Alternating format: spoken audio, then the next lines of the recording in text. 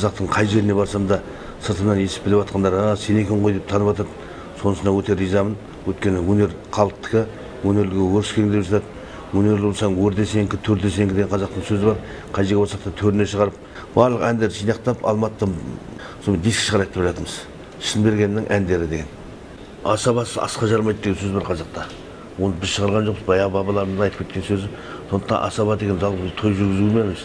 Басқа асқа барса да, басқа жерге барса да, бір отырыс болса да соларда асаба деген болу керек. Сәбит Мұханов, Мұхтар Әуезов, Төлеген Айбергенов, Мұқағали сынды үлкен ақындарымыздың, жазушыларымыздың арасындағы қалжыңдар қандай керемет. Жұртқа ой салатындай, жалпы келесіге бір үлгі өнеге болатындай әзілдер бар. Сондайларды айтса, халыққа да жақсы, өзіне де бір керемет абырой болар еді. Елде тұрдық, көнекөз қариялардың әңгімесіне құлағымызға сіңіріп, соны жүрегімізге тоқып, соны өлең қылып өрбітіп халыққа бергеніміздің үлкен абырой. Сондықтан мен дала академиктерін тыңдап өстім. Телевидениеде, радиода да авторский қоғам отырады екен сол жерде. Авторлық қоғам. Ана әннің сөзіне қарайды, әніне қарайды, сөзінің бір жері дұрыс келмеді ме, оны қабылдамайды екен. Эфирге шығармайды. Сондай бізге үлкен бір кеңес керек деп ойлаймын. Сондықтан соған бір үлкен дайындығым бар. Іштей дайындалып жүрмін. Менің шығармашылық кешім болу керек осы алдағы айларда. Соған бір дайындап, жақсы бір әншіге беріп шығаруымыз керек болды. Мен жастардың стиліндегі дейді, кәдімгі жастардың үлгісіндегі әнді жаза алмайды екенмін. Мен бұрынғы да көнекөз қариялардың, жалпы қазір мен қазақпын деген бойында қазақтың қаны тулаған азаматтарға, бір керемет ауылдың адамдарының бір кісі айтып еді, маған жаңа Бейсен Құранбек айтып еді, досым, сенің әніңнен бір ауылдың иісі шығып тұрады. Барлық қазаққа тілерім, біздің алдымыздан кесе көлденең жататын ештеңе болмасын, шарықтап елдің намысына айналып, жалпы қолдары қалтасы табысына айналып, болашақ 2030-дың барысына айналып жүре берейік. Ассалаумағалейкум, құрметті Ерлан Қабаты YouTube арнасының көрермендері. Бүгін бізде қонақта, YouTube арнамызда, енді білесіздер, көп сұхбат болмады, біраз уақыт үзіліс болды. Бүгін бізде қонақта әнші, композитор, ақын, асаба Шынберген Сүлейменов ағамыз. Аға, Шәке, қош келдіңіз. Рахмет. Біріншіден Өр-Алтайға қош келдіңіз дейміз, Шығыс Қазақстанға. Өзіңіз қалайсыз? Қалыңыз қалай, денсаулығыңыз қалай? Көргенде қуаныштымыз сізде. Ассалаумағалейкум, барлық тыңдармандар. Мынау жалпы бір елден екінші елге бару үшін адам өзін өзі дайындап, ол елдегі халыққа жаңа жақсы көзқарасын танытып кету үшін, жақсы өнермен көріну үшін де өзі шынымен дайындап келеді. Мен енді қазақтың қай жеріне барсам да сыртымнан естіп біліп жатқандар, сен екен ғой деп танып жатады. Сонысына өте ризамын. Өйткені өнер халықтікі, өнерлігі өріскең деп жатады. Өнерлі болсаң өрдесеңкі, төрдесеңкі деген қазақтың сөзі бар. Қай жерге барсақ та төріне шығарып, біздің бір ауыз тілегімізді, батамызды алып, балаларына үлкендері әнімізді тыңдап, соған баға беріп жатады. Сонысына өте ризамын. Сосын енді басқа жер емес, мен Өр-Алтайға, жалпы Шыңғыстаудың етегіне мен бірінші рет келіп жатырмын. Осындай бір керемет қуаныштарға, тойларға. Жалпы бұрыннан арманым еді мен. Сәті болып келдік, сәті болған ауруға не болса ем болады деген. Жалпы бұл жақтағы халықтың жақсы көзқарасы, өнерге деген ілтипаты мені өте қызықтырды. Мен өте ризамын. Еліміз аман болсын, жұртымыз тыныш болсын, жүрген жерлерге ырыс болсын. Бұл қазақтың қазаннан құты малынан сүт кетпеген қасиетті өлкелерінің бірі. Сондықтан осы жердің топырағына табан тигеннің өзіне өте ризамын. Аман болсын. Ақ, енді өзіңіз өнер деп қалдыңыз. Өнермен, өнердің арқасында көптеген облыстарға, көптеген аймақтарға барып жүрсіз. Тоймен, концертпен, айтыстық өнеріңіз бар. Енді қазіргі таңда шығармашылығыңыз қалай болып жатыр? Не жаңалықтарыңыз бар? Соңғы жаңалықтарымыздан бөлісіп отырсаңыз. Бұл енді өнер болғанда өнерден бөлінеді ғой. Оның ішінде ән, жыр, терме, айтыс деген мен сол жағына көп бейіммін енді. Жалпы басында терме айтып шықтық. Сол термені ең бірінші үйреткен өзімнің анам аурухана жұмыс жасайтын еді. Сол жерден бір айлығына домбыра алып беріп, сол домбырамен терме үйрендіп, сол ауруханада жатқан бір кісінің айтып жүрген термесін кәдімгі қағазға түсіріп әкеліп, маған әнімен жаттаттырып, ең бірінші сол термені үйренген. Сөйтсем ол менің қазір марқұм болып кетті, айтыскер ақын, халықтың арасында бір ауыз сөзімен қалған, аралдың табанынан су кеткенмен халқының жүрегінен жыр кеткен жоқ деген бір сөзінің өзі ұран болып қалған Бекзақ Тәңірберген айтыскер ақын, қайым айтыстың королі дейтін еді. Сол кісінің айтатын термесі екенін сол кісіден үйреніп, өзі кездесіп маған батасын беріп, шәкірт қылып алып, сонымен сөйлеп айтысқа барайық деп алғаш айтысқа тартқан сол кісі еді. Содан әуелі ауылдық жердегі айтыстарда жүрдік. Арал аудандық айтысқа сол кісі алып барып айтысып, мен басшылықты алып, ол кісі бірінші орын алып, екеуміз мәресіге кешкенбіз. Содан бастап ол кісі мен ұстаз болдым, мен шәкірт болып, содан облыстық ақындар айтысына барады дегенде үйдегілердің қуанғаны сонша бір малын сойып бүкіл халықты шығарып батасын алып берген. Содан облыстық ақындар айтысынан 7 ақын болып барып, соның ішінде мен 3-ші орын алып келдім жүлдені. Жалпы ол жерде 27 ақын болды. Ол ақындардың ішінде менің әкеме жас адамдар бар. Солардың ішінде әйтеуір Алла бұйыртып 3-ші орынды алып, елге келгенде керемет қуанышпен Арал ауданы күтіп алып, әкімнің өзі күтіп алып, одан аржанда ауылға барған кезімізде үлкен бір той қылып, бүкіл халық жиналып батасын берген. Сонымен енді сол тіршілікпен жүріп, айтысқа барып жүрдік, ән шығарып жүрдік арасында. Солай жүргенбіз, енді қазір онан кейін білесіздер ғой айтысында жағдай қалай болып кеткен. Сонымен айтысты тоған қырап, ән шығару деген жаққа көштім. Ең бірінші әнімді сол Ақтөбе облысының Шалқар ауданынан шыққан Жаңабай Өтегенов деген Аяла дегенді айтып жүргем. Содан ең бірінші ән берген кездесерміз біз әлі деген. Біз қыдырған анау қырат, анау бақ, енді қайтып мойын бұрмас манауырап. Мен ауылдан кетем деген кезімде жанарыңда қалды бір маң алаулап. Қалшы бір сәт кезігіп сағынғаның сезін, әуеніңе салшы бір сәт кетейінші езіліп деген әнді жазып бергенмін. Соны әнді орындап шығып, бүкіл халыққа клипімен, бейнебаянмен таныстырып, сол бір мәртебе үстем болып қалған мерейіміз. Содан арман қарай сол әндерді жалғастырып, Еркін Нұржан звондап, онан Заттыбек звондап, Заттыбекке біраз ән беріп, Еркін Нұржанға көп ән беріп, солардың енді шығармашылық байланыста болдық. Әбжаппар бауырымызға да ән бергенбіз. Сөйтіп жүргенде Ораза Әлқожа маған арнап ән шығарыпты. Шайыр үшін берген деген. Сол енді шығармашылық байланыстамыз. Сөйтіп жүргенде осы алмағайып уақыт қой замандар. Қазір мына ауру шығып жатты, карантин деп жатты. Сонымен оған түсіп жабылып қалған жоқпыз. Ішінара байланыста болып. Қазір де көптеген әндер шығады. Өткенде Ұлықпан Жолдас бауырымыз маған айтқан, сен мына әндеріңді менікі деп жүре бермей, ертең біреу алып кетіп жатса, сен менікі деп тым мойындалмай қаласың. Сондықтан шығарма авторскийға апарып, авторскийға тіркетуің керек.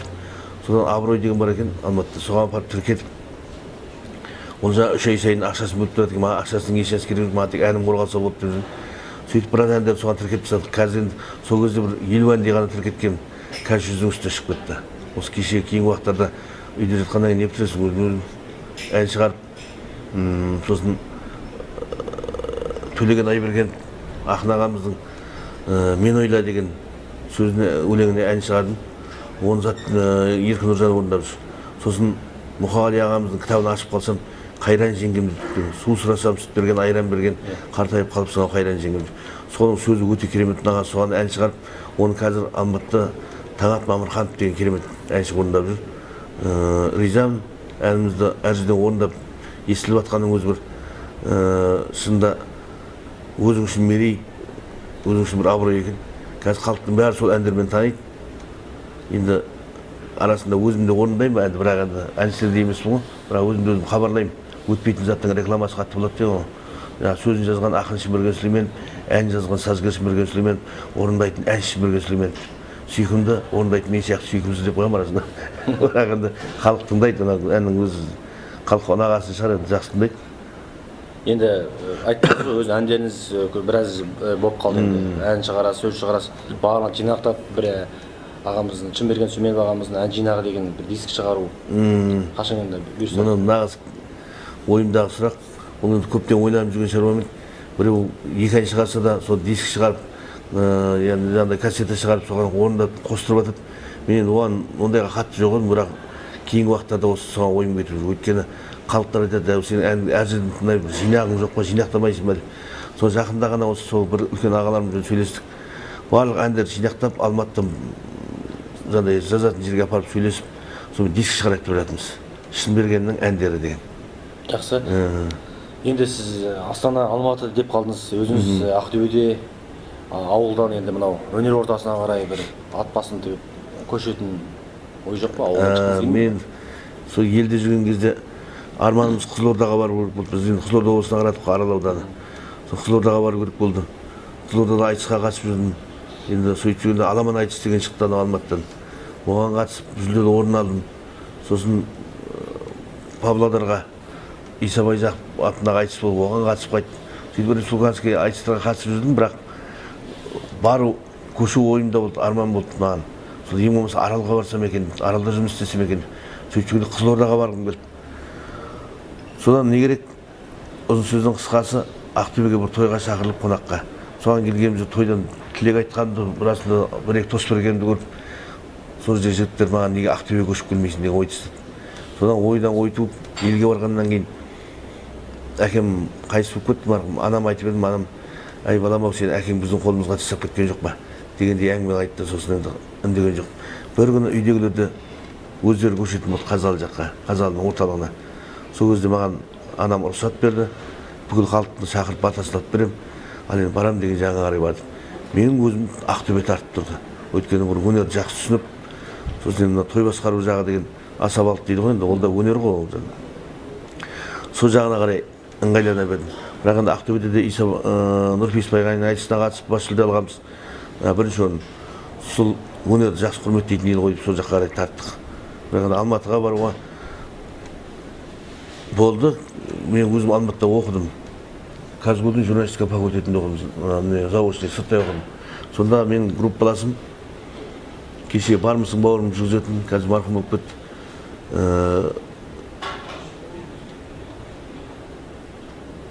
Бейсен Құранбек. Менің нағыз досым болды ол. Алматыға барсам үйіне апарып, өзіне алып қойған бір кесе айран маған бергізетін еді. Солай дос болып едік. Сөйтіп Алматыға барам деп жүргенде біреу айтты, Алматыда сол көрінбей қаларсың. Басқа жақтан ыңғайласа естегенсің, сол Ақтөбе қарай кеттік. Жақын жер. Кешке мінсек таңертең түсіп жатамыз. Сосын көп жігіттер сол Ақтөбе қарай көшкеннен кейін бір таза жер қойып сол қарай кеттік. Асаба деп қалдыңыз, сіз асабалығыңызды білеміз жақсы. Әзілдеріңізді енді кейбір адамдар айтады, көрермендеріміз болсын, жалпы YouTube болсын, жалпы әлеуметтік желіде асабалықты бір өнер санамайды кейбір. Соған деген көзқарасыңыз қандай? Жалпы асабалықты өнер санамайды, бірақ асабасыз асқа жармайды деген сөз бар қазақта. Оны біз шығарған жоқпыз, баяғы бабаларымыз айтып кеткен сөзі. Сондықтан асаба деген жалғыз той жүргізу емес. Басқа асқа барса да, басқа жерге барса да, бір отырыс болса да соларда асаба деген болу керек. Ол нағыз тамада емес, ол ұйымдастырушы деген. Сондықтан енді асабалардың бар қазір. Енді артық айтсам кешірер, Алла кешірсін. Біреудің жүрсін салып, біреудің күлгенін салып, неген салып, сайқымазаққа айналып кеткен асабалар бар. Мен бір қарап отырып өзімді жек көремін оны. Сөйлесін, тауып айтсын, ойдан өлең шығарып жіберсін, өлең шығармаса жақсы әзіл айтсын, тауып айтсын. Сонымен көтеруге болады о тойды. Ойын ойнату деген мен мүлдем жақтырмайтын нәрсем. Мен айтамын, ол ойнауға келген жоқ, тойлауға келді ғой халық. Сондықтан өзінің тілегін айтсын, керемет билесін, әдемі қалжыңдар тыңдасын. Қазақтың қалжыңдары көп қой енді. Мысалға қазақ әдебиетінде бізге үлкен құндылықтарды қалдырған Сәбит Мұқанов, Мұхтар Әуезов, Төлеген Айберген, Мұқағали сынды үлкен ақындарымыздың, жазушыларымыздың арасындағы қалжыңдар қандай керемет. Бізге ой салатындай, жалпы келесі бір үлгі өнеге болатындай әзілдер бар. Сондайларды айтса, халыққа да жақсы, өзіне де бір керемет абырой болар еді. Енді беташар деген керемет қазақтың дәстүрі бар ғой тойда. Өзіңіз де беташарсыз. Мынау қазіргі таңда оңтүстік өңірде беташарды домбырасыз жасап жатыр. Енді соған деген өзіңіз пікіріңізді айтыңыз. Эстрада саласының салып той болғаннан кейін эстрадамен бет ашып жатады, мен мүлде келіспейтін нәрсем. Бұрынғылар қазақтың қара домбырасын неге қалдырып кеткен? Екі ішектің бірін тартта, бірін сәл-пәл кембіра, нағыз қазақ, қазақ емес, нағыз қазақ домбыра дейді. Сондықтан домбыра бұл сал серілердің серігіне айналған, сол кеше жыраулардың өзінің жолдасына айналған домбырасы беташар, мен беташар деп санамаймын. Жалпы беташар сайқымазақ емес, келінге үлгі өсиет, нақылдар жеткізу, және халықтың арасындағы сол жерде тұрған тума-туыстарды таныстыру. Өйткені келіндер атасының атын атамау керек, енесінің атын атамау керек, соларды жаймен собастан құлағына сіңдіре беру керек. Бұрын баяғыда болған енді, үсте шай ішіп отырған, сөйтсе атасы ұйықтап жатқан. Келін енді орысша тәрбиеленген келін болса керек, барып атаңды оятып кел десе, енесі барып тұрады. Аяғынан түртеді дейді, сөйтсе атасы оянып келсе, атасының аты Қыстаубай екен. Сөйтсе, Қыстаубай, шай готов Қыстаубай деп айтады дейді. Сол себебі ондай атынан ол көзінше емес, сыртынан да атамау керек деп жатады. Сондықтан солар таныстыру беташар. Біріншіден, екіншіден үлгі өсиет, өнеге, бұрынғы бабалардың бізге айтқан жолды сақтау. Сондықтан мен ол беташарды үлкен бір құндылыққа санаймын. Ол жаңағы біреу ақша үшін бет ашып кетпеймін деген ол бизнеске не болмаса бір пайда көзіне айналдыруға болмайды. Ол үлгі өсиет, бабадан келе жатқан жол, соны үлкен сара жол сақтап қалуымыз керек қой. Жақсы, енді Чемерген аға, мынау қазіргі таңда осы жас ақындарға деген өзіңіздің бағаңыз қандай? Қазіргі кезде мынау эстрадаға шығып жатқан хит өлеңдеріміз бар, солардың сөздеріне сіз білеміз, сіз кез келген әннің сөзіне қатты мән бересіз. Ақын ретінде, сазгер ретінде болсын, жалпы өзіңіз бағаңыз қандай қазіргі? Мына енді сөздерге. Мен ана Мұқағали ақынның, Төлеген Айбергеновтің, болмаса Қалқаман Сариннің қазіргі уақыттарда Маралтай Райымбекұлының сөздеріне ән жазып жатса, мен оған қуана-қуана келсем. Ал енді мына әнде сөзде өзімдікі деп бір болмашы нәрсеге бір кішкентай оның аяғының балтыры аппақ еді деген не керек ол? Ол үлкен кісілерге келе ме келмей ме мойындап тұрған жоқ та, өзімді ғана тек шығарсам деген оймен айттым. Оны жастар қабылдар, бірақ үлкен кісілерге келмейді. Бұл енді кеңес үкіметінің кезінде де біз мына имандылықтан артып кеткен жоқпыз қой, асып кеткен жоқпыз. Соның шеңберінде болдық. Ол бұрын телевидениеде, радиода да авторский қоғам отырады екен сол жерде. Авторлық қоғам. Ана әннің сөзіне қарайды, әніне қарайды. А сөзінің бір жерде дұрыс келмеді ме, оны қабылдамайды екен. Эфирге шығармайды. Сондай бізге үлкен бір кеңес керек деп ойлаймын. Бір сөз қайталана береді. Сосын бір адамға ой беретіндей сөз жоқ. Кейде мен өзім де сөз шығара алмай қаламын. Әнге жата ма жатпай ма деп. Соны 10 шақты қайталап барып, содан кейін біреуге тыңдатып, басқа біреулерге телефон арқылы айтып, мына жерді өзгертсең қалай болады деген, олар ұсыныс жасайды, сөйтіп барып шығарамыз. Мықты ақындар бар ғой, солардың өлеңіне ән шығаруға болады енді. Енді көрермендеріміздің сұрағы бар. Чемерген ағамыз айтысқа қайтадан шыға ма деген, орала ма деген айтысқа. Бұл айтыс Мұхтар Әуезов атамыздың сөзі бар. Айтысқа дайындықсыз түскен ақын теңізге ескексіз қайықпен кетіп қалғанмен бар дейді. Оның шынында суға батады ғой қайық ескексіз. Сол сияқты дайындықпен шығу керек. Мен енді сол 17-16 жасымнан бастап айтысқа шыға бастадым. Шүкір, біраз жерде орын алып жүрдік, біраз жерде абыроймен келіп жүрдік. Әйтеуір орын алмасақ та айтысқанымызды жеңіп жүрдік. Енді қайтадан бір ойым бар, сол айтысқа қайтадан түссем екен. Енді қартайып қалған ешнәрсеміз жоқ. 46-ға енді келіп жатырмыз, 46-47-ге. Енді арман қарай сол кешегі Манап Көкенов атамыз сияқты, на өмірінің соңына дейін айтыспасқа, на Нартай Бекежанов сияқты өмірінің соңына дейін айтыспасқа, Жамбыл атамыздың жасын берсін деп, сол кісілердің жолын ұстанып айтысқа шығуымызға болады. Мен сол қайтадан талаптанып жүрмін. Бұйырса әлі талай көгілдір экранның көркінен кездесемін, болмаса халықтың ортасында сондай айтыс болып жатса, соған қатысуға сөз беремін. Алла бұйырса әлі айтысқа шығамын. Чемерген аға, өмірде неден ұттыңыз, неден ұтылдыңыз? Мен өмірде де, өнерде де екеуін қатар қосып айтайын. Мына айтысқа шықтым ғой, 17-18 жерден, бірақ енді анау республикалық ақындар айтысында кешеу шығып қалған, ұтылған жерім.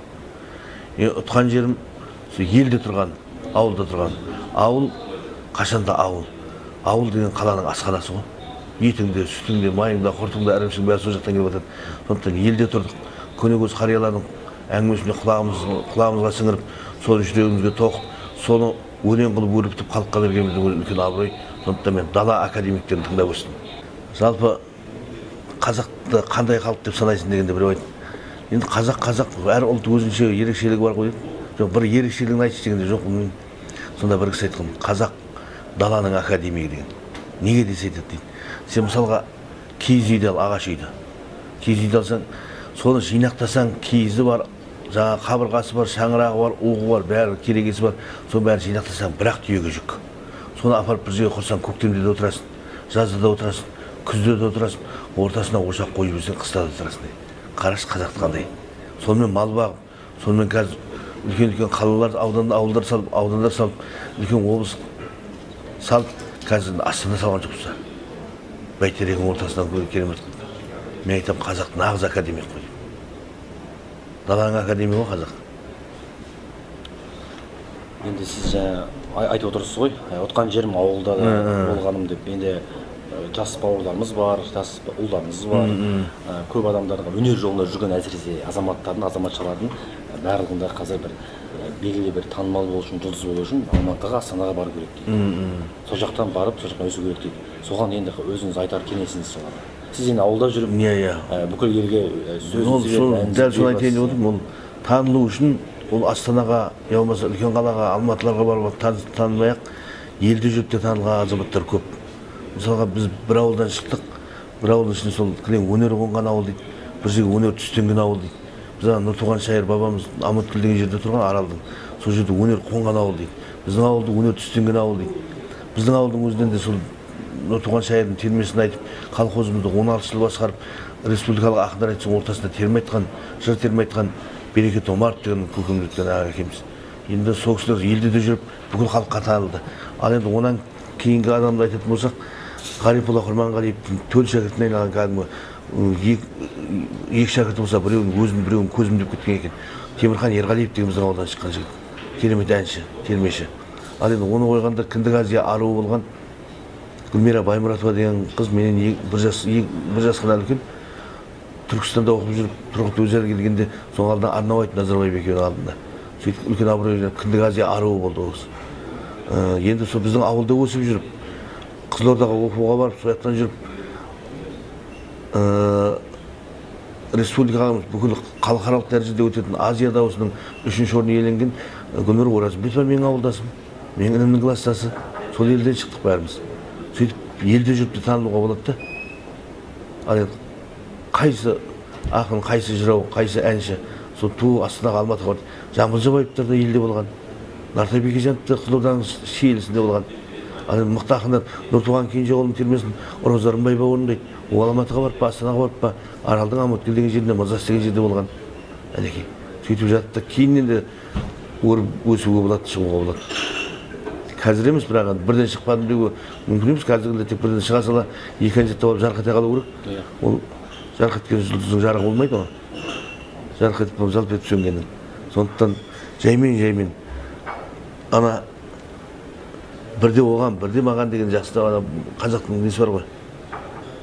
Кетпен болма, маған дейді ғой. Ара болса еш, бірде маған, бірде саған дейді ғой дейді. Бірде маған, бірде саған. Сол кетпен болса өзіме тарта береді. Ал енді солдай адамдардың да арасында солай бар да. Мен өзім дей беретін, ол болмайды. Сондықтан халық бірде емес, оның ішіндегі мықты әнші дауысы бар адамдар бар. Біреу ақын болып келеді, біреу әнші болып келеді. Ақынның сөзін алып, сазгердің әнін алып, екеуін үйлестіре білсең, күшті бір дүние шығады да, соны орындаушы жетіспей жатады кейде. Сондықтан үш жағы да бірдей жетсе, ол ошақтың үш бүтінбай қазан қайдамай ма әннің. Сондай ойым. Жақсы, енді сөзінің кесі бар дейміз. Асылық, артық сөйлеудің соны неге соқтырады деп ойлайсыз?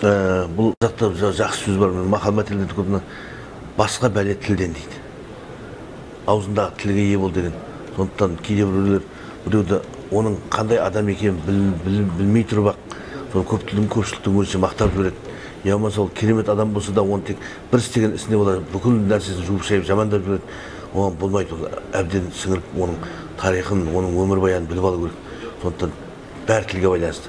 Ona 32 тістен шыққан сөз 32 рубль елге тарайды деген. Сондықтан ол елге тарап кетсе, ертең басқа кісілер айтады, бұл не дегені? Оның андай жағдайлар бар емес пе? Оның керемет жасаған істері бар емес пе? Соның бәрін неге айтпасқа оны? Солай айту мүмкін да, сондықтан білмей тұрып сөйлегеннен безу керек қой негізі.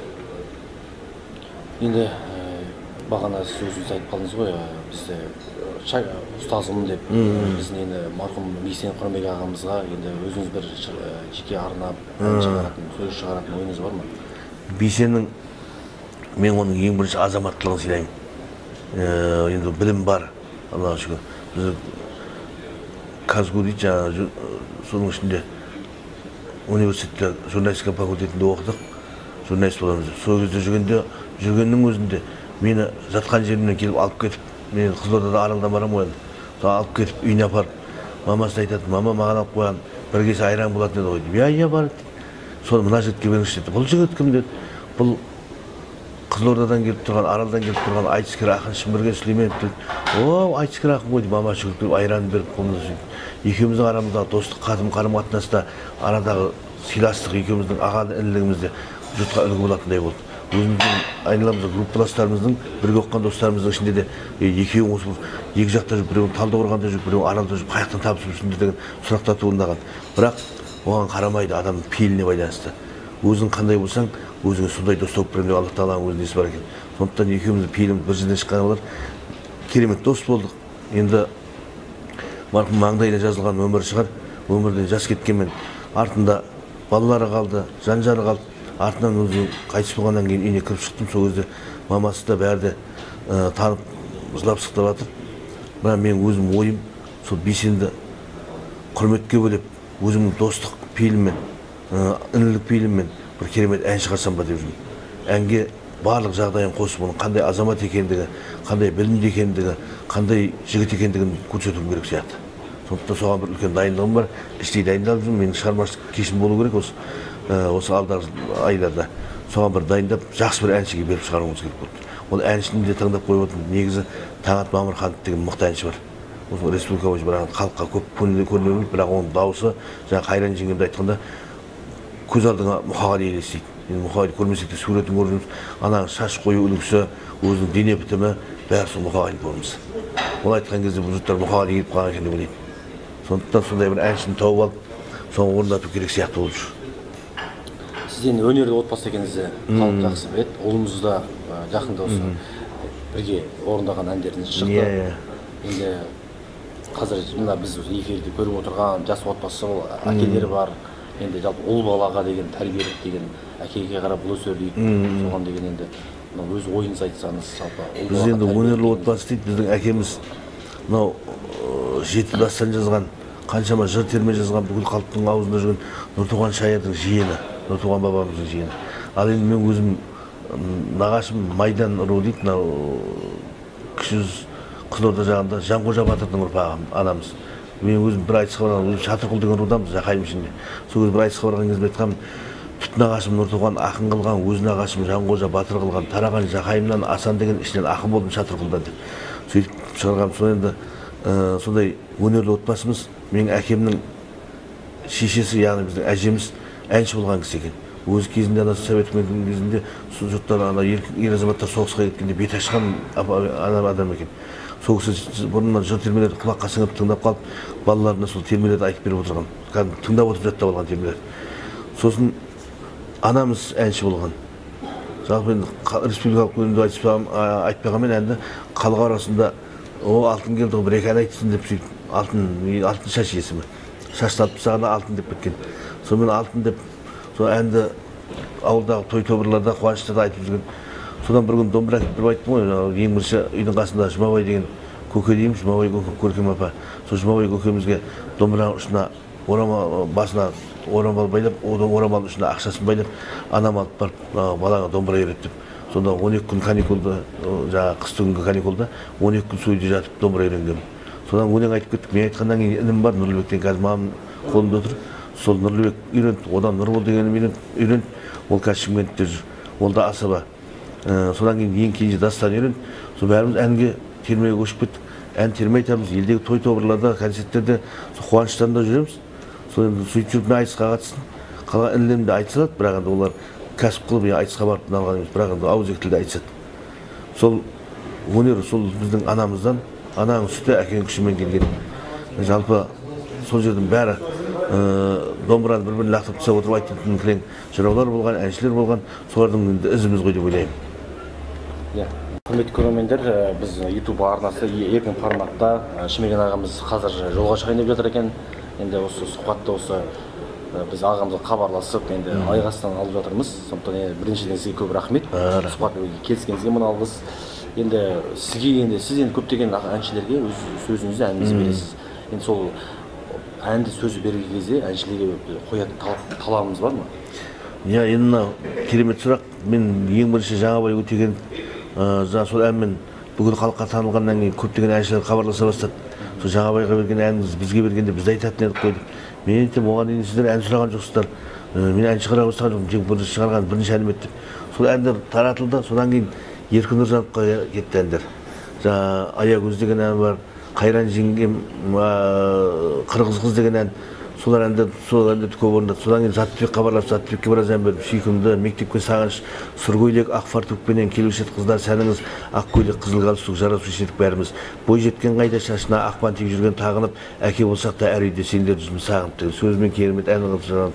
Содан Төреғали, Төреғали әнші. Енді халықтың ортасында да өзінің қылығымен де, өзінің керемет даусымен де жұртты баурап алады. Сол жүргенде Әбжаппар келді.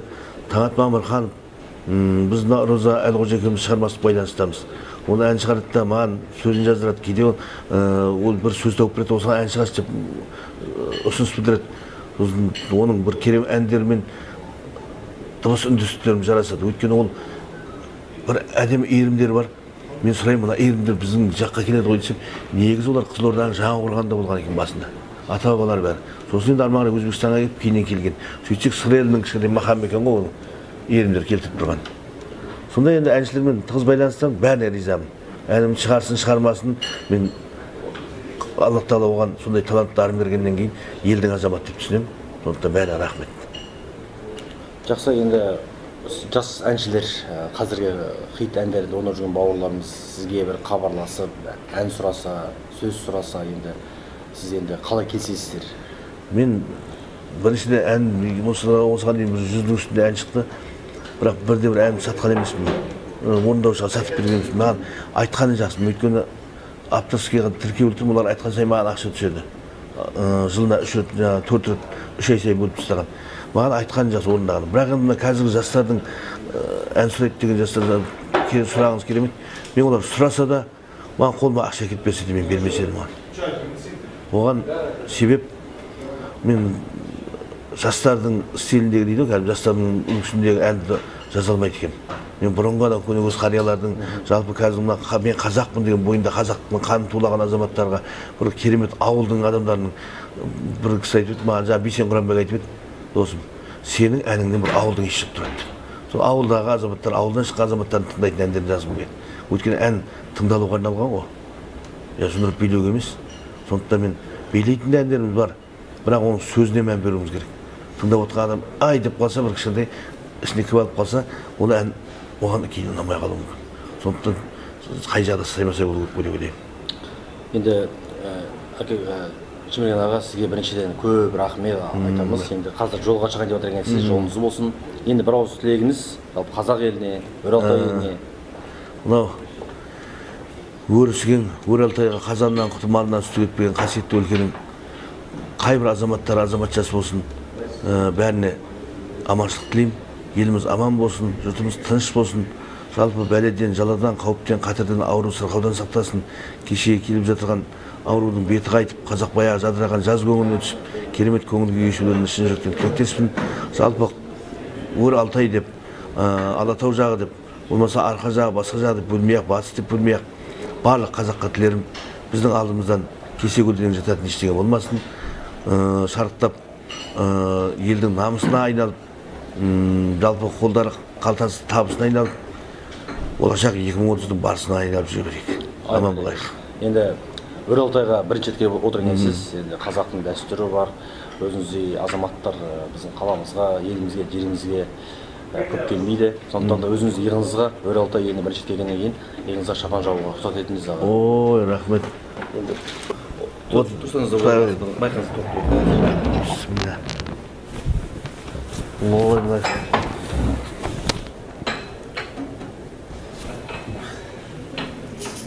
Жүрушем топ алдында баласында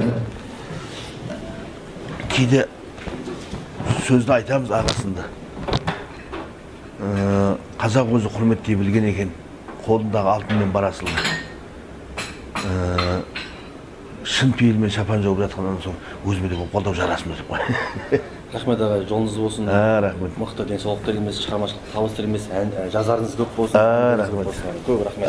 Рахмет. Мен мына еліміз аман, жұртымыз тыныш болсын, әрқашан жақсылықта, қуанышта қауышсын, талабымыз бәрі оң болсын, талғамымыз мол болсын, денсаулығымыз зор болсын, көңіліміз қуаныштан көл болсын, жақсылығымыз мол болсын, жамандық деген нөл болсын, тұғырымыз кілең төр болсын.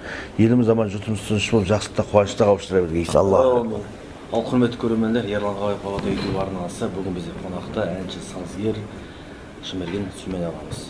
Құрметті көрермендер, каналға жазыламыз, жалғарамыз. Көп рахмет.